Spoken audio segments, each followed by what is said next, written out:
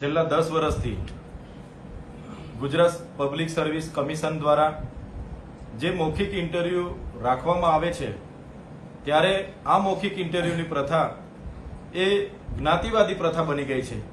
જે ભૂતકાળમાં દ્રોણાચાર્ય પ્રથા હતી એ આજે હસમુખ પટેલ પોતે બેસીને દ્રોણાચાર્ય પ્રથા ચલાવી રહ્યા હોય એવું અમને લાગે છે।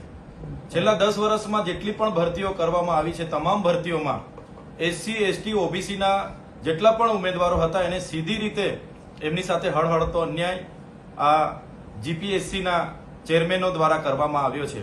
તાજેતરની આપણે વાત કરીએ તો જીપીએસસી ક્લાસ 1-2 ની જાહેરાત ક્રમાંક 2022-23 20 નંબરની જે જાહેરાત હતી એનું પરિણામ 19/3/2025 માં આવ્યું છે। એનું અમે વિશ્લેષણ કરતા અમને એમાં માલુમ પડે છે કે એસીબીસી ના 12 ઉમેદવારો જેઓ લેખિત પરીક્ષામાં 112 થી લેખિત પરીક્ષામાં 412 થી 429 વચ્ચેની ગુણ ધરાવતા હતા છતાં ઇન્ટરવ્યુમાં 20 થી 35 વચ્ચે જ ગુણ એમને આપવામાં આવતા તેઓ નાપાસ થયા છે।